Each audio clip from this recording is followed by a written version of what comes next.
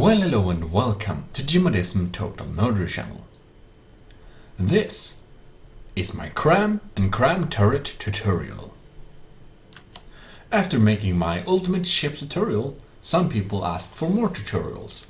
And well, I might not know all the parts from the depth yet, but I am decently confident about the Cram Cannons and Cram turrets because this is the weapon system I tend to use basically all the time.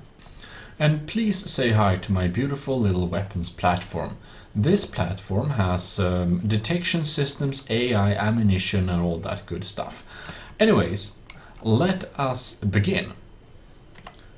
We just drop into build mode here, and firstly we're just going to make a little cannon that basically explains the system and how crams work in general. We'll make it a little bit elevated so you can see the parts clearly.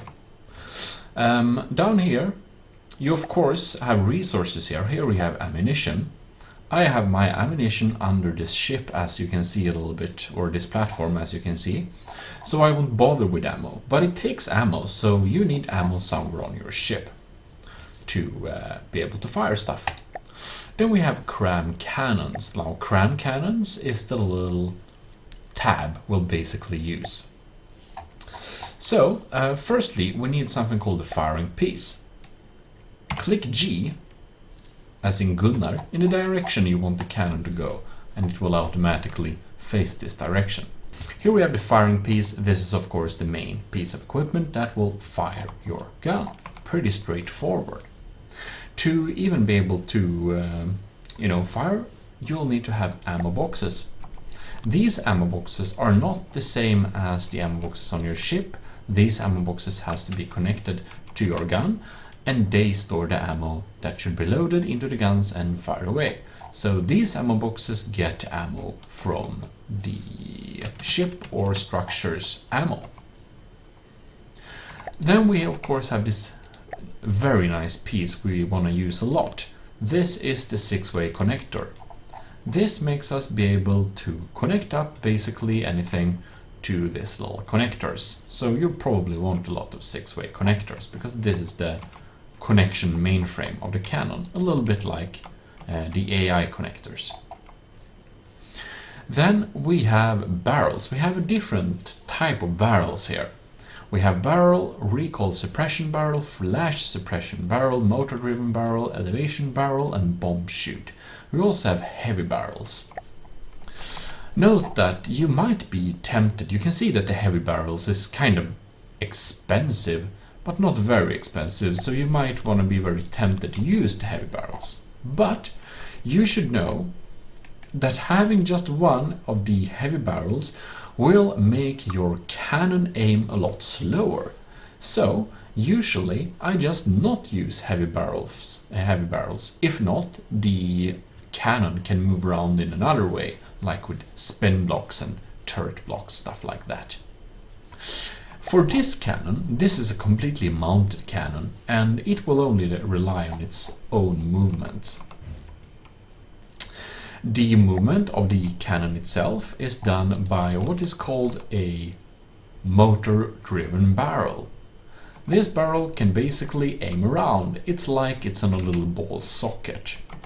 So, if we go to our little character here, you can see we can aim this barrel up here. Pretty neat.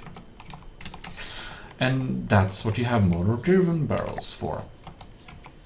But of course, you can see that our muzzle velocity is only 85. That's not too good.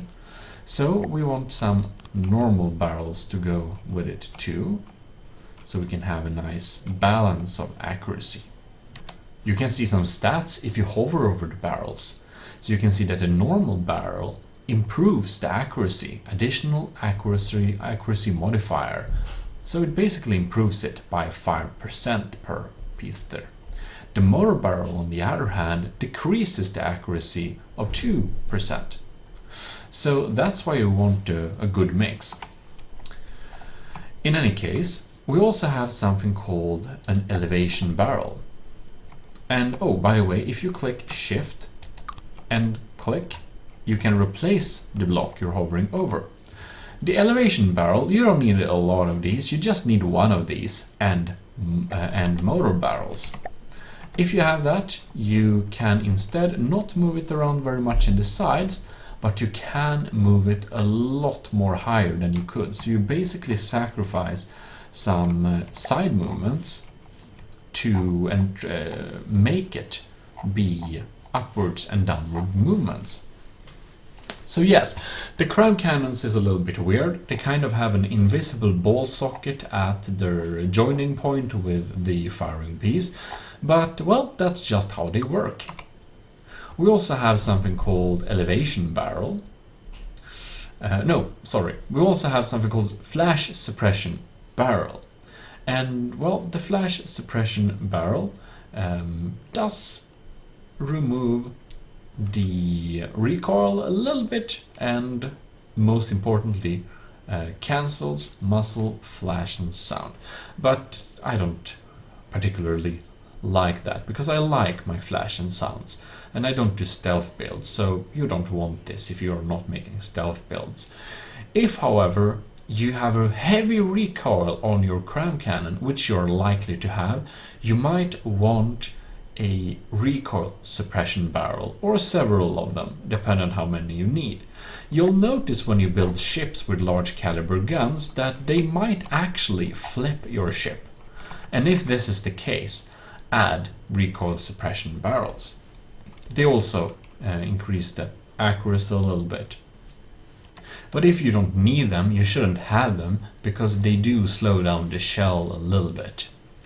So for this stationary build, I can just mention we have a bomb chute. A bomb chute you only use on bomber planes, and if you have a bomb chute you only have this as a barrel part, and this will make it basically useless as anything else than a bomb dropper.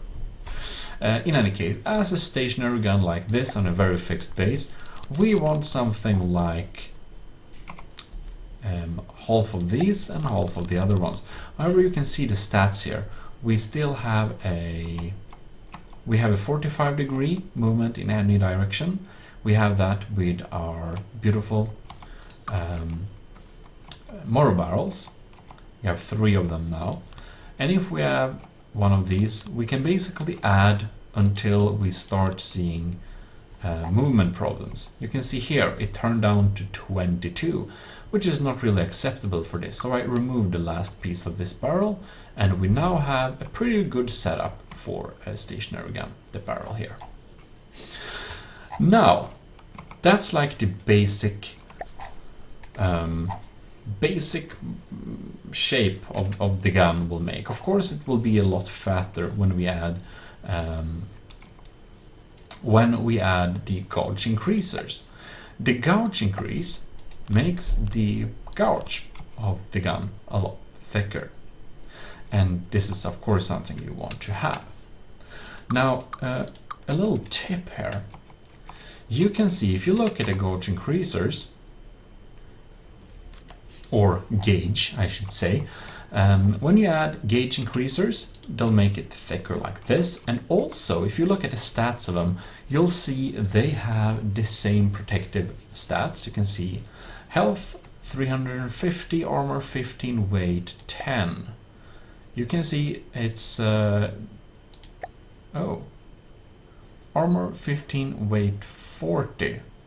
Yes, interesting. Yeah, okay. Apparently, they're 4 times lighter than metal, but they have the same armor and health as a metal block. Of course, they're more expensive, so don't start build your entire ship out of gauge increasers. But basically, they are kind of protected. So you usually want to place them a little bit in the front of the gun, like this. I usually make a little protective layer around the firing piece, and these don't need to directly connected to the firing piece. They can be connected with each other, and they are just as happy. You can see down here in the stats that our diameter now is 803 millimeters, and generally I wouldn't make a gun that's much less than like 1000, because if you have too small gauge on your gun, they will not be as effective. Like Cram Cannons in general benefit from being a little bit larger and a little bit badass, you know. In any case, as you can see, I can continue build around this little gun here, and it doesn't cause any collisions. Like me doing this is completely fine for the gun itself. If you go in auto build mode here, whoops, and we'll go a little closer here, you can see that, well, our cannon is now a lot slower because it's bigger, but you can see it basically passes through the blocks like this, and that's completely normal. That's what these guns do. They only need free space on where the barrel is, and around that it doesn't matter. You can cover the whole thing up with metal or some random armor, and it will still protect the thing. Of course, if you don't want to save on armor, it's usually a good idea to add some metal armor in front of it too, but since we basically have 2 layers of gauge increasers here, it's pretty protected, provided that the blocks around it is protected, of course. But we'll do like this so you can see it properly. Now we have a shell diameter of 1445, and if you want to make some special historical gun or whatever, and you want to limit it to something very specific, you can go in here, Cram settings, and you can set the gauge to something you prefer. And of course you don't need more gauge increasers than the maximum capacity. It's set at 2000 millimeters, which is the max for Cram Cannons, or basically anything in this game so far.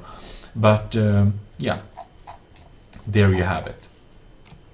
Oh, and you see now our gun looks pretty nice, and we can continue adding barrels here. You can see that the meters per second and also the inaccuracy decreases.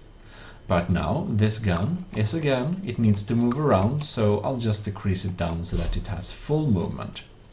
We could make this barrel a whole lot longer, adding more of these motor barrels and more of the normal barrels. That should balance this out a little bit more.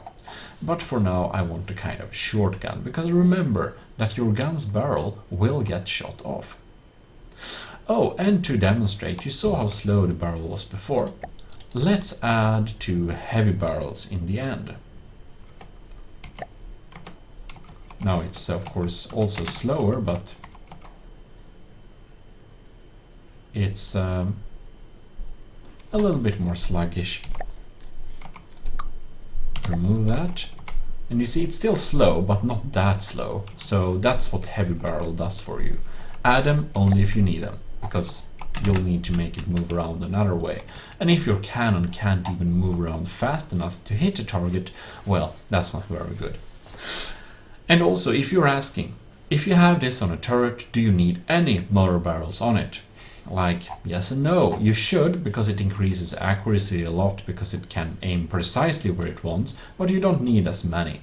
Like, you don't need as much movement.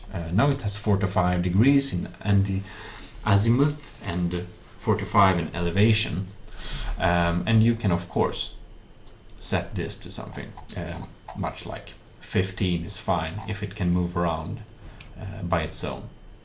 But we'll look at the turrets a little bit more later on how to set up that, because now we're going to the next part: ammo and autoloaders. For your gun to be able to fire, you need autoloaders. There is an auto, but that never really works, so just use the manual one and learn to use it. Now you can see this weird little block, and you might wonder what the hell is up and what the hell is down. And this half spherical little part thing that looks like a, I don't know, taco, that is putting material into the gun. And this want to be aimed to a connector or directly to the firing piece. And here you can see we have 3 connection sides. These little black and yellow caution tape gates are basically where it can stuff in ammunition and pellets and stuff like that. So you want to have, you know, a decent amount of these. And we switch that like that. There is only three connections per block. You can have 3 pellets per block max. And I put up a little mirror plane by N, if you wondered, to add more of these. And now you can see we have a space where 2 autoloaders are connected to 1 pellet.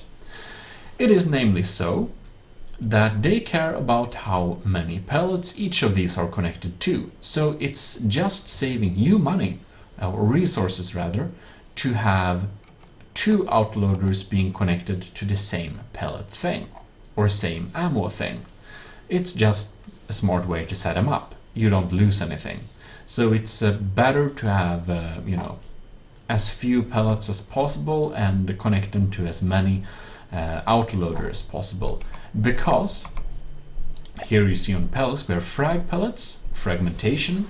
So when it hits, it gets into a little, you know, frag pile that flies all over the place and destroys stuff. Hardener pellets, which makes it hard and being able to penetrate your enemies' shells and ships and armors and stuff like that. Then we have the high explosive pellet.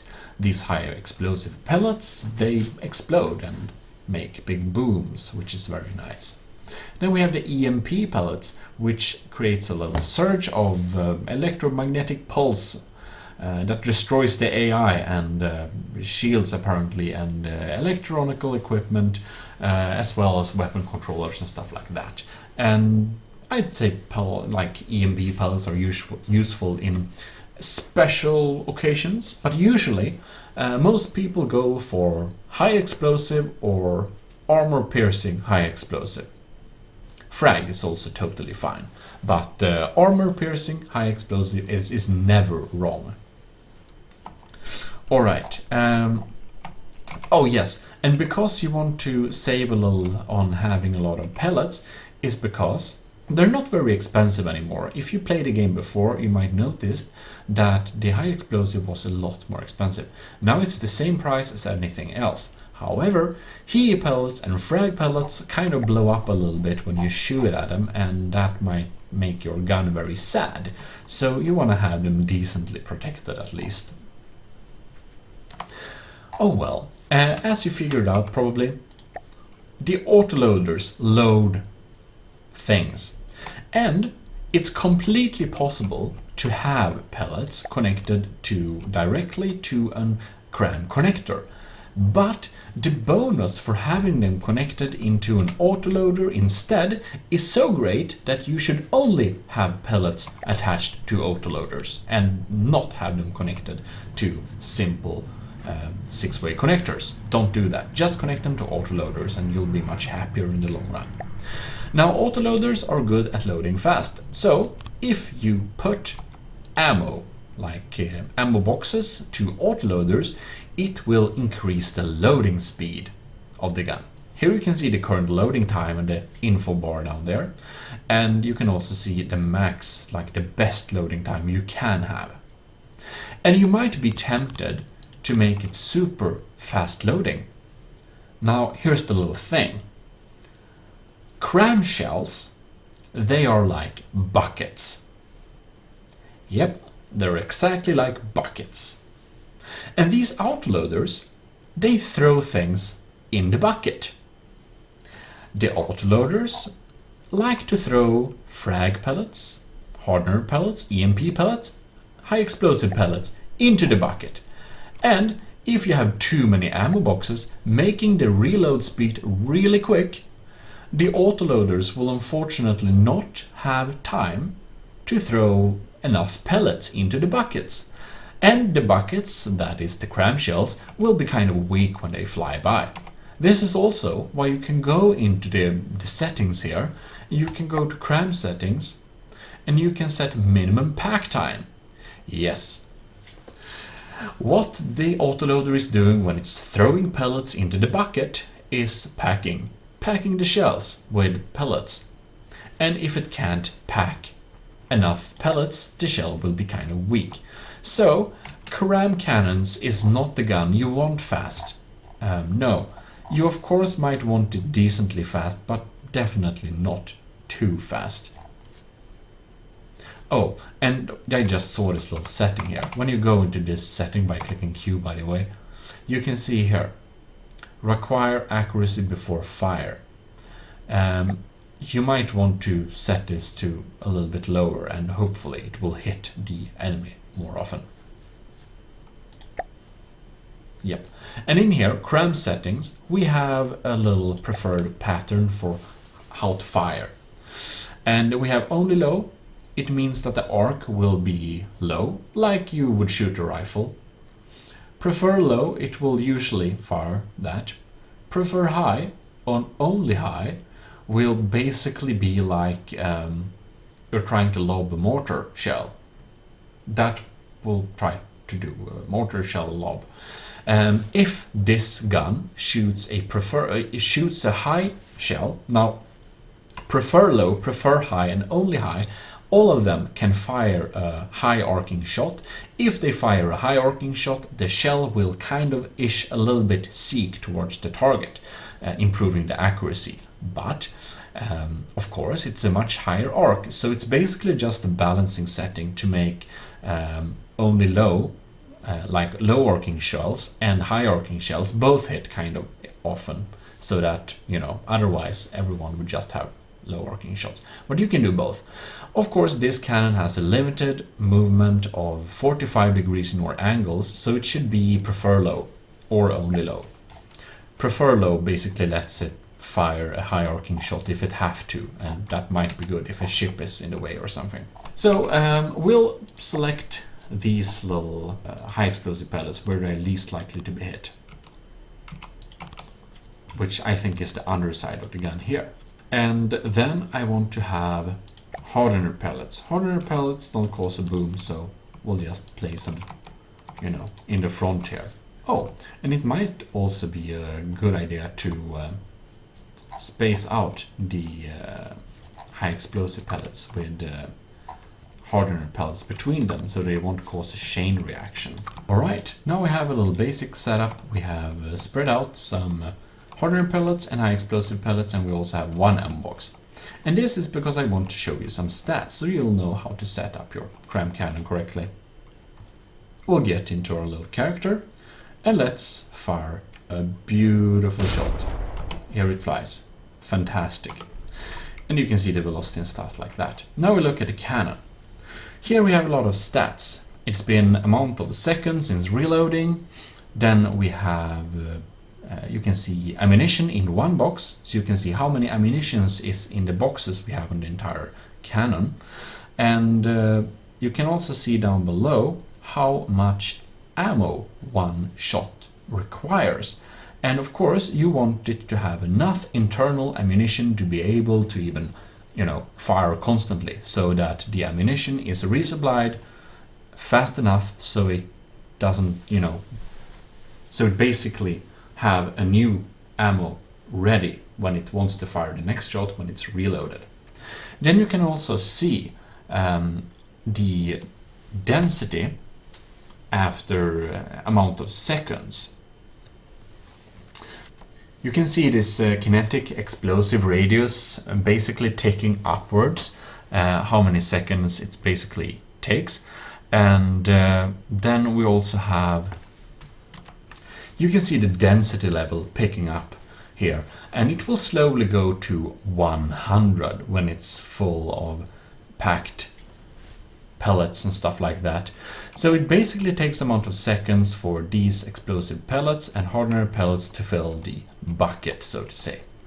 And you know, that means that the first cram cannon shot you fire will be a lot stronger than the following ones. And now, of course, our reloading time is 22 seconds, which is a little bit long. And also, these little pellets here, they are filled in according to the speed of the autoloaders. So if you have a lot of autoloaders with a lot of pellets, it will be able to fill this bucket a lot more quick. Anyways, our loading speed is terrible, so let's add ammo boxes to the empty places here.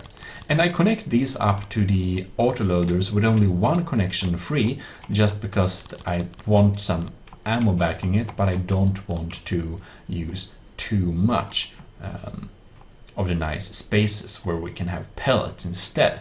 These are kind of not the priority to me. Then we can look. The reload time is now whooping 11 seconds. But of course, if we'll go in here and we fire a little shot, we can look at the stats of the gun here. And you can see the density of the shell is not too much after reloaded. We're already reloaded, and our explosive and damage and stuff like that is not even like half what it will be later. So this is kind of the balancing act you have to do. If you have it faster, the shell will be weaker because the bucket is not really filled. And if you have it too slow, well, who wants to wait forever for a shell, especially if it misses? So I'll actually remove some of the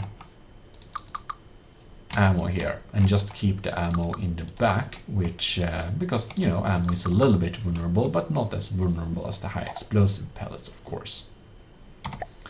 All right, now we fire again. Amazing. And here we have it. Reload time is now 11 seconds, which is still kind of fast. Okay, we need to remove a little bit more. Oh, and you can see in the stats also, there's kind of a little soft cap. So now after like basically a minute, a minute and a half, we have a density level of almost 10,000. So close to like 7,000 is probably a nice sweet spot there.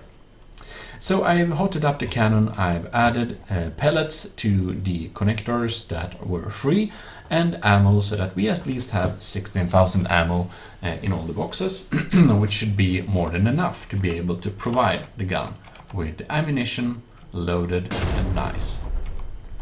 Alright, so now we can see like the stats of the gun. The seconds are slowly ticking upwards, and we hit almost, I think, 15 seconds. It's kind of good for this one, and we almost have 7,000 in explosive there. Beautiful. 7,000, yes. And we also have some good old kinetic value and a decent penetration value as well. So I think it's a decently balanced gun. Now, you might want your AI to be able to fire this gun. Well, that's unfortunate. No, we'll go through that. Here inside you have your firing piece. You can click P and you can see everything. Nice. The barrel scales and everything. And as any other weapon, to get an AI to control your weapon, you need a local weapons controller. And this can be placed here, here, here, here, and of course there and there, like one block away as well. So I place my little thing right here. Here we can have a local weapons controller. So what you want to do, local weapons controller, hit it there. Of course, you want to fail safe so it won't shoot like itself or something else important. And we'll also want a little, there we are, wireless receiver. And hook it up like that. Beautiful. Now it is connected. And a local weapons controller is kind of vulnerable, so it's of course very important you at least have some basic protection, in front of that. Probably a lot more than this, but just for intents and purposes. Now one more little step for our little thing is, of course, we want another part that's called a fusing box. A fusing box makes your shell detonate and stuff, which is nice. And they need to be connected to the firing piece or a connector with one of the flat sides.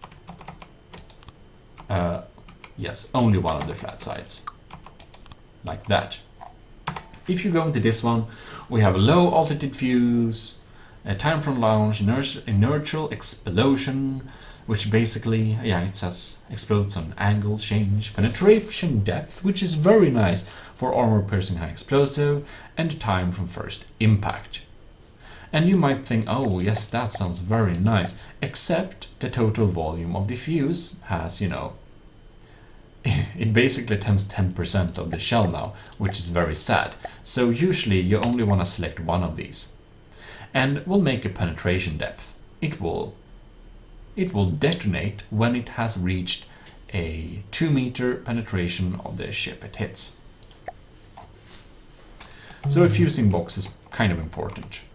And as a little side note here, we just quickly say that the laser targeted can be placed anywhere, like on a 6-way connector hidden inside the turret or gun, and doesn't need to see anything. But what it does is you can combine it with altitude fuses and also time fuses to make it detonate near the target instead, which is useful for anti-air, but otherwise I wouldn't use them too much. But anti-air, very nice. Against anti-air you should probably use advanced cannon, but never mind. If you want to cram anti-air, you need a laser targeter in there. A predictor is a stupid kind of equipment that, oh god, we'll just have to place one there. It does this. It paints a little line, making it easier for us to predict where the shell will land, which is super nice for manual aiming, but otherwise kind of useless. Interface screen is just, you know, interacting with your gun a little easier, but, well, no. Well, of course, we want to test out our beautiful little gun, so we shall try and be a little brave and just spawn a Marauder to the west. We had a little accident, so I turned the Marauder off in the C AI menu, but unfortunately it was able to hit us first. Quickly fixed with the help of our flying friends. Well, as you can see here, we are slowly turning towards the target, and you can see it begins to aim immediately and fires the first shell, which misses. But it will continue and try. We should also adjust the cannon there. Okay, and let's see what kind of detonation we got. Now we can see we had a internal smaller explosion there. It removed some blocks. Okay.